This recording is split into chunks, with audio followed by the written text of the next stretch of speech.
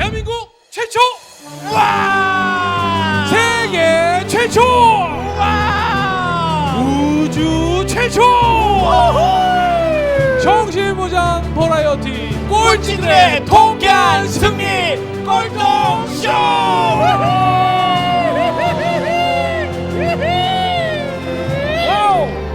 와우! 앉으세요, 앉으세요. 어서 오세요, 어서 오세요. 반갑습니다.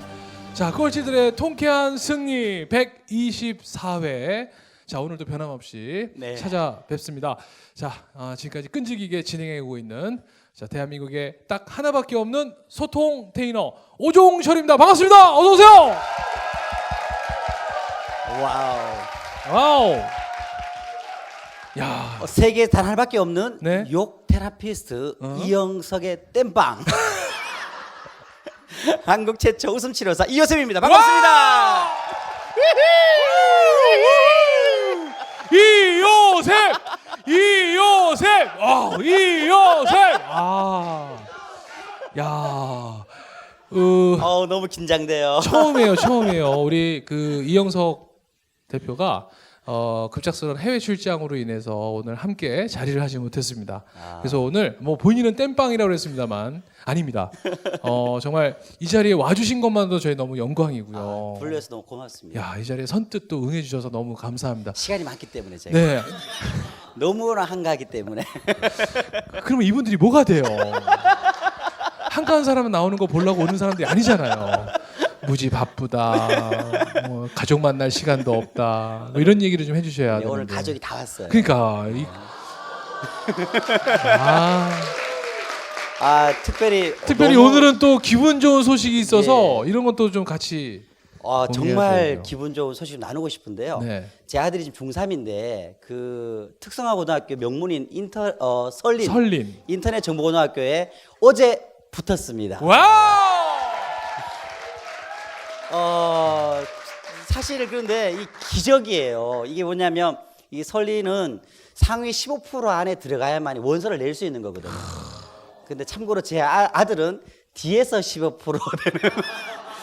근데 굉장히 이렇게 재능이 많은데 성적적인 부분에서 좀 어려움이 있어가지고요. 네. 어떻게 할까 고민을 하다가 가족에서 회의를 진행했죠. 그래서 뭘 할까 분명히 튀어야 되는데 근데 다행히 올해로 처음으로 뭐냐면 설린에서 성적을 안 보고 뽑는 그게 있는 거예요. 전형이 있었어요. 이번에 처음으로. 그래서 어떻게 이분들에게 각인을 시킬까 고민을 하다가 명함을 만들자. 미래의 명함을 만들자. 그래서 HMB에서 HMB 미래 CEO 이하빈에서 원서를 그 명함 좀 보여주세요. 제가 명함 지금 있어요? 아까 갖고 있지 않는데 갖고 있었는데. 예, 그래서 그것이 아주 그래서 이제 면접 선생님들한테 드린 거죠. 먼저. 딱 저 미래 제 명함입니다. 예, 딱 이렇게. 그래서 그 전에 찾아갔어요. 먼저 찾아가서 했더니 설린 그 역사상 그렇게 명함을 낸 친구가 처음이었다네요. 와우. 여기서 한번 외쳐야 됩니다. 즉시 반드시 될 때까지. 와우. 우! 이제 네. 저는 꼭 최고가 될 것이 아니라 네. 남다르면 되는 것 같아요. 그렇죠. 사실 오늘 이 자리에 앉은 게 굉장히 큰 저는 축복이라고 생각하는 게 뭐냐면 네. 그런 사람을 지금 놀라운 정보거든요. 네. 저도 이 정보를 그냥 이게 제 머리에서 나온 게 아니고요. 어떤 제가 이제 시청 서울시 네. 인재개발원 원장님하고 식사를 같이 하게 되었어요. 근데 그분 아들이 공부를 못했대요. 근데 그 친구가 한양대를 들어갔는데 네. 똑같이 그 방법을 썼대요. 그래서 집에서 다 모여가지고 명함을 만들었다고 합니다. 네. 고등학교 때. 그래서 명함을 딱 내밀었더니 이놈 봐라. 이놈 봐라. 실제로 그렇게 명함을 갖고 다니는 친구가 별로 없잖아요. 없죠. 아마 여기도 이제 아무래도 대학을 들어가거나 또 고등학교를 들어가는 아이들이 있을 텐데 이거는 돈으로 살 수 없는 정보를 지금 얻은 거잖아요. 네. 엄청난 것이 아닐까 생각이 들어요. 저는 명함이요, 여러분들 무슨 내가 회사에 들어가야 만들 수 있는 게 명함이 아니거든요. 명함이라는 뜻은 뭡니까? 이름을 담는 함입니다.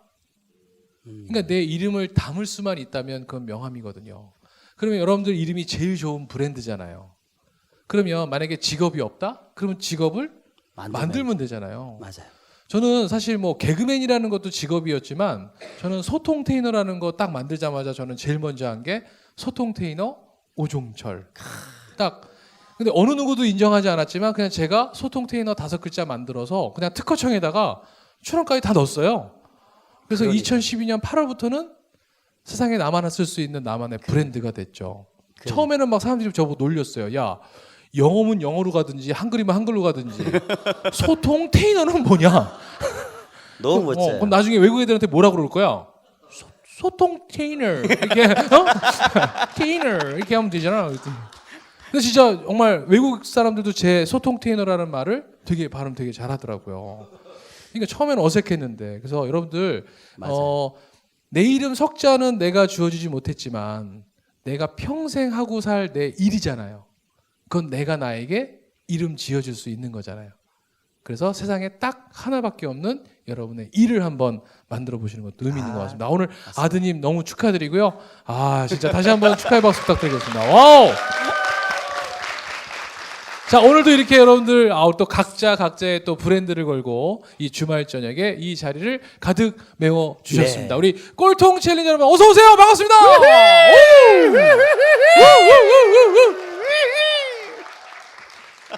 자, 이제 저희 또 꼴통쇼 저희 주식회사 4시 33분 그리고 준호 헤어 그리고 러쉬에서 저희를 위해서 항상 또 제작비를 든든하게 또 밀어주고 계십니다.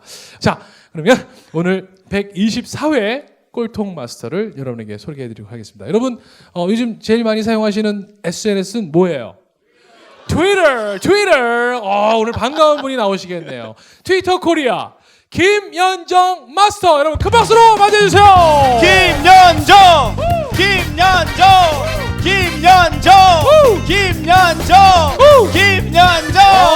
박수 한번 하겠습니다.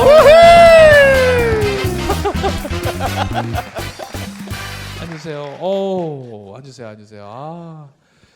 네, 반갑습니다. 반갑습니다. 너무 반갑습니다. 오늘 너무 예쁘게 하고 오신 거 아니에요? 아 그런가요? 네, 제가 평상시에 뵐 때는 이렇게 어, 그러니까 바지 정장이나 이런 좀 그렇게 캐주얼하게 입으시는 것 같은데 오히려. 저희 정장을 잘 안 입고요. 네. 기본적으로 네. 방송을 한다고 하시길래 네. 처음으로 아마 오정철님 네. 만나는 그러니까. 이후로는 처음인 것 같아요. 그러니까 저를, 네, 치마를 입은 거는 와. 네, 잘 안 입습니다. 솔직히. 한번 우리 인사 한번 좀 부탁드리겠습니다. 예, 안녕하세요. 저는 트위터 코리아에서 근무하고 있는 김연정입니다. 와우! 야, 저희 꼴통쇼에 글로벌 기업의 임원께서 나와주신 게 아마 거의 최초지 않나 싶습니다. 이렇게 소개해도 맞잖아요. 임원이라고 하긴 좀 그렇고요. 네. 예. 하여튼간 오늘 네. 이게 좀 꼴통쇼 오신 소감 어떠세요? 아 정말 듣던 대로 소문대로 네. 예, 대단합니다. 예. 어, 통쾌한데요. 굉장히. 통쾌하죠. 예. 네. 아니, 사실은 조금 일찍 와서 이렇게 기다리려고 왔는데 굉장히 막 반응들이 막 뜨겁고 좋죠. 예. 네. 와. 또 우리 이효셉 소장님하고도 또 우리 얼마 전에 뵙기 그렇죠. 때문에 두 번째 뵙는 네. 그래서 조금 더 아마 좀 편하지 않을까. 저는 그래서 오늘 대본 서점부터 갔습니다. 그래서 네. 오늘 책을 딱 샀습니다. 난 육화를 난 회사에서 육아를 배웠다. 회사에서 배웠다. 줄여서 난 육회. 난 육회. 실제로 난 육회. 예. 그래서- 의도적으로 난 육회라고 예, 줄여서. 만든 거 있어요. 예. 일단 요즘 회사에서는 어떤 일 하시는지 좀 소개 좀 해주세요. 아, 예, 저는 트위터 코리아에서 그 광고 마케팅을 이제 저희 브랜드들에게 제안을 하는 그런 일을 하고 있고요. 그래서 이제 우리나라의 주요한 기업들, 알만한 기업들, 네. 예, 뭐 삼성, LG, 현대, 기아 그런 회사들하고 자주 만나서 이제 마케팅 이야기를 하고 이제 트위터가 할 수 있는 일에 대해서 이제 프로포절을 하고 그런 부분들에 대한 이제 일을 하고 있습니다. 아, 예. 그러면 그 트위터가 가지고 있는 장점? 네. 왜 우리가 트위터를 또 써야 됩니까? 그걸 내가 트위터 직접적으로 한번 여쭤볼게요. PR 해도 되는 아니, 건가요? 저희 직접 예. 직접 광고를 포함하는 방송입니다. 아, 예. 아, 직접 광고요? 예, 네, 좋습니다. 네. 예. 아니 자기들이 뭐 억울하면 페이스북도 나오든지. 그렇잖아요. 네. 저희는 오신 분들에게 맞아요. 그렇죠. 예. 트위터는 기본적으로 퍼블릭이라고 얘기할 수 있어요. 누구나 어디서나 어떤 일에 대해서거나 어떤 이야기나 다 할 수 있어요.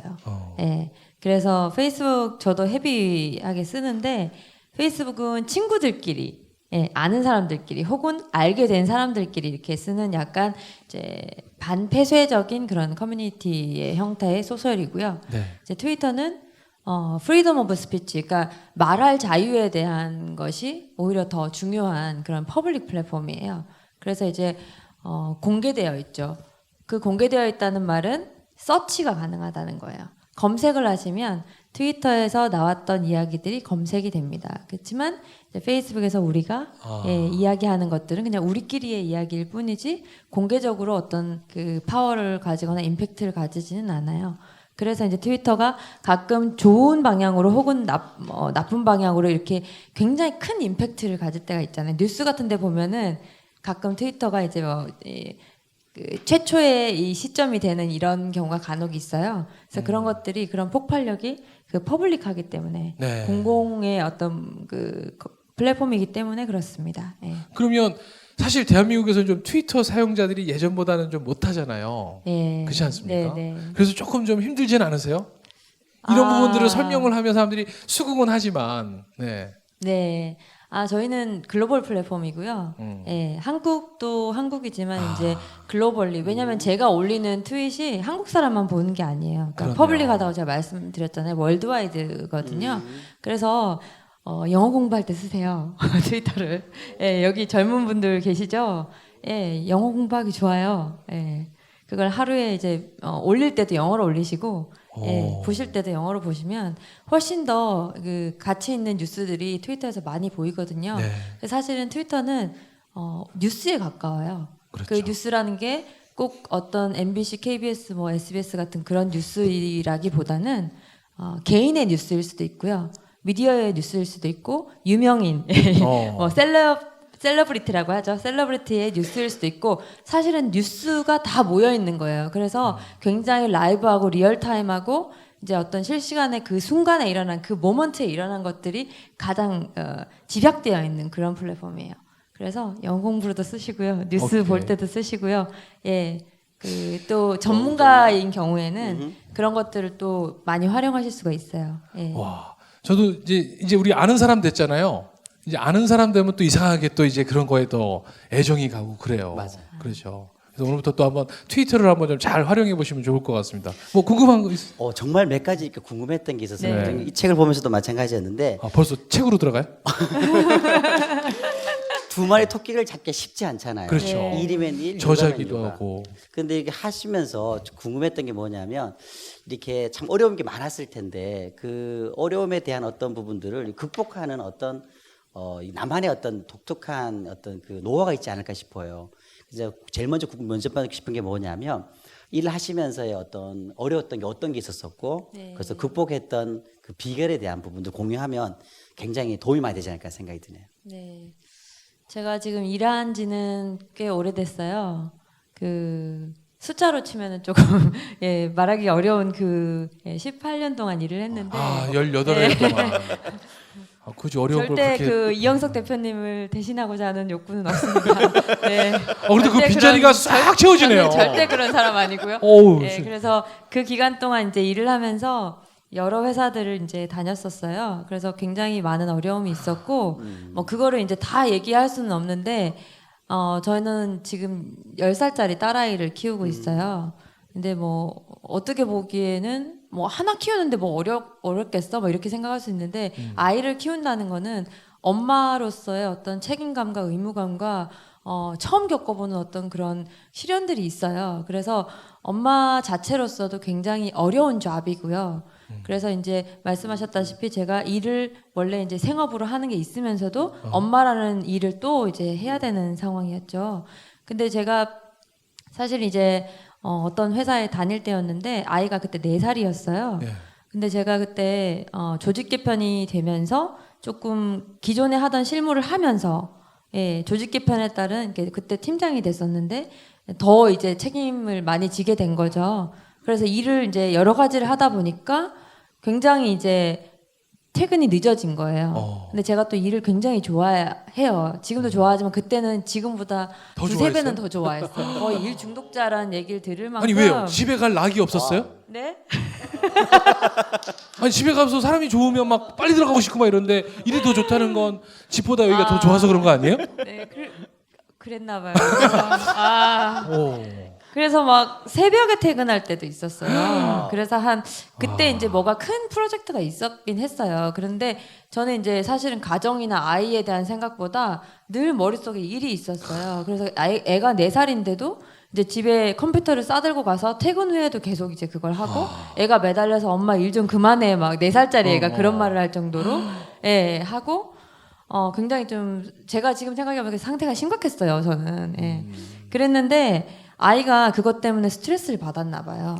예. 그래서 한 3개월 정도 새벽 근무를 조금 했었는데 어느 날 제가 애 얼굴을 오랜만에 본 거죠. 그때가 몇 살이었나 애기가? 4살이었어요. 네 살, 네 살. 4살. 오랜만에 봤는데 애가 말을 더듬더라고요. 어머. 처음에는 몰랐어요. 우리 애가 그때 4살인데도 말을 꽤 잘하는 편에 속했어요. 엄마 일하지만 뭐 이런 말을 할 정도로 이제 말을 잘하는 애여가지고 그랬는데 특정 단어에서 더듬는 거예요. 특정 단어? 엄마 이러는 거예요. 아. 네. 그래서 그게 좀 그날 너무 충격적이어서 그래서 제가 이렇게 애를 들여다봤죠. 그랬더니 그 말을 계속 더듬는 거예요. 그 단어를. 근데 제가 가만히 생각해 보니까 제가 너무 이제 스트레스도 많이 받고 일을 좋아하지만 어쨌든 스트레스는 스트레스잖아요. 그래서 늦게 퇴근하고 건강도 별로 안 좋고 그러니까 아이한테 저도 모르게 뭐 짜증도 내고 그랬겠죠. 저도 모르는 사이에. 근데 아이는 이제 그런 것들을 그렇게 표출을 하더라고요. 잘 모르고 하니까. 근데 이제 그게 알고 보니까 틱이라는 거였어요. 틱. 예. 아기 키워보신 분들은 아실 거예요. 그래서 그게 언어적 틱이에요. 예.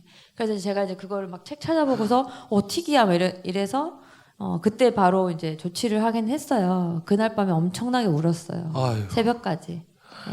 울고 이제 남편하고 어떻게 해야 될까 막 새벽까지 얘기하고 그렇게 해서 이제 그때 정말 가장 어려웠을 때 너무 충격이 커가지고 내가 지금 무슨 짓을 했나 애한테 가장 힘들었던 순간이었네요. 예, 그 그때가 순간이. 가장 힘들었어요. 그래서 그때 온갖 생각이 다 들었어요. 내가 그 일을 그만두고 집에서 애한테만 애를 봐야 되나? 봐야 되나? 뭐 그런 생각부터 그러면 이제 일을 그만두고 나는 이제 앞으로 어떻게 되지? 왜냐하면 그때 이제 한참 일을 할 때잖아요. 뭐 차장 1년 차 뭐 이럴 때니까 회사에서 차장 1년 차 그러면 굉장히 중요한 시기잖아요. 그렇죠. 다 뭐 직장 생활을 하시면은 어느 정도 이 승진에 대한 욕구도 있을 때고 뭐 매니저로서의 어떤 뭐 위아래를 좀 챙겨야 되고 일도 되게 많고 근데 그런 시기에 우리 아이가 4살이었는데 그 일을 당한 거예요. 제가 우리 아이가 당한 거죠. 제가 당한 게 아니라. 예. 그래서 그때 굉장히 큰 충격과 큰 배움을 얻고 이렇게 살아서는 안 되겠다. 예. 깨달음을 얻었어요. 그래서 예. 어떻게 그래서 그때 아니 사실 엄마라는 단어는 우리가 무의식적으로 깜짝 놀래켜도 나와서 자연스럽게 나오는 게 엄마야 이건데 우리 아이가 그 엄마라는 단어를 할 때 항상 이렇게 한다는 건 진짜 그 엄마 자신에게는 얼마나 큰 충격이었겠습니까? 세상에서 가장 아름다운 단어 중에 꼭 엄마가 들어간다 그러잖아요. 그러니까 아빠는 들어가지 않는데요. 갑자기 이상해져요. 엄마는 들어가는데. 아빠도 꽤 중요하죠. 뭔가 물건이 필요하거나 뭔가 돈이 돈이 필요하거나. 필요하거나 뭐 근데 10위 안에는 들어간 적이 없대요. 근데 엄마는 항상 상위에 딱 들어가는데 네. 그 엄마 이름을 부를 때 어라고 한다 그러면 얼마나 큰 그러니까. 스트레스였겠냐는 거죠. 걔가 이제 엄마에 대한 스트레스가 있었던 거죠. 예, 그랬던 것 같아요. 지금 생각해 보면. 근데 다행히 한 달 정도 안에 이제 어떻게 하셨어요? 그래서 정리가 그때? 됐는데 어. 제가 이제 저는 해결하는 방법이 아까 해결하는 방법 물어보셨는데 네.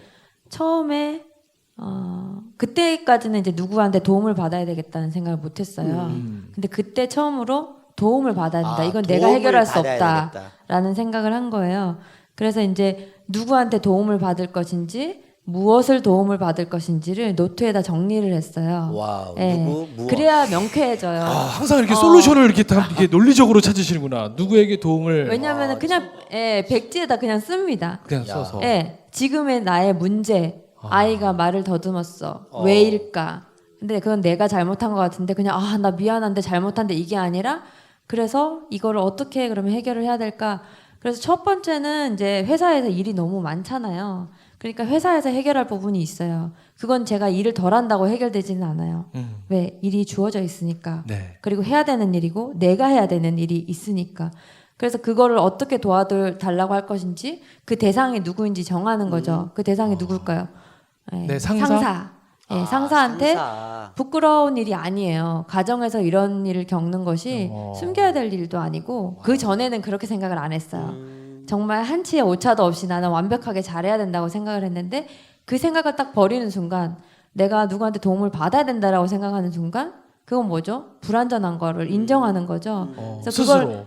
그걸 인정하고 나니까 도와달라고 할 대상들을 이제 정리를 하게 되더라고요. 그래서 첫 번째는 상사한테 내 상황을 얘기를 하고 좀 더 일을 좀 나눠서 할 수 있는 뭐 그 밑에 직원을 하나 더 붙인다든지 네. 아니면은 뭐 다른 부서에 있는 뭐 그런 조금 남는 인력을 좀 이렇게 보충해 주시든지. 잠깐이라도 보충해서 지금 상황을 해결한다든지 여러 가지 이제 솔루션이 있죠. 근데 어쨌든 제 상사한테 도움을 청해야 되는 상황이에요. 첫 번째. 첫 번째. 두 번째는 일단 일에서 오는 거였으니까 두 번째는 남편한테 이제 그렇죠.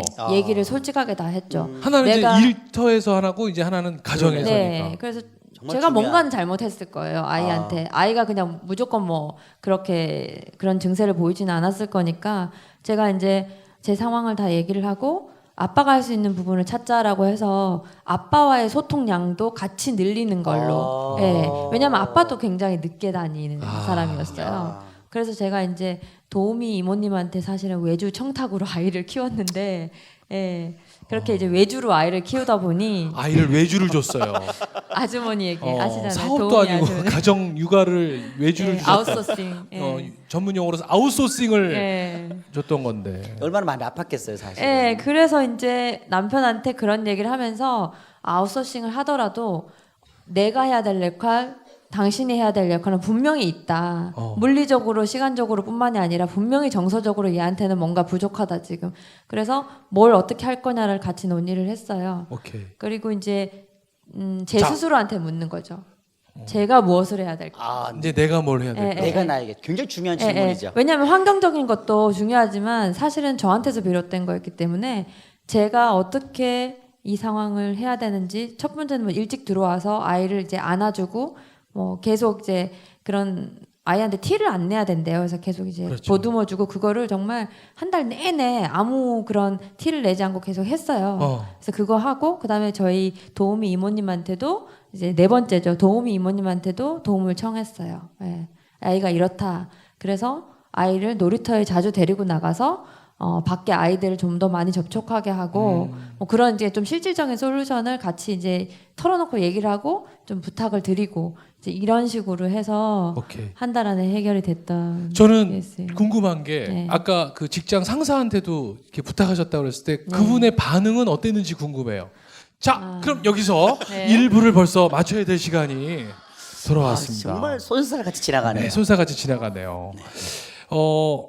어떻게 보면 우리 이요셉 소장께서 질문하신 것에 대해서 지금 답변이 계속 이제 나오고 있는데, 그러니까 내가 뭔가 부족하다는 걸 스스로 인정하면서 불안하다는 걸 스스로 인정하면서 써보는 거죠. 그렇죠. 나한테 지금 연관되어 있는 환경, 그래 나한테 지금 도움을 줄 수 있는 사람이 누군지. 너무 지혜로운 방법. 너무 지혜로운 방법이었던 이 것 같아요. 부분은 불완전하다고 인정하는 것은 네, 뭐냐면 네. 자존감의 첫 번째거든요. 그렇죠. 자존감은 무엇이 대단한 게 아니라 네. 나 자신의 부족한 거 있는 것들 받아주는 것이 그렇죠. 그게 자존감이라고 하거든요.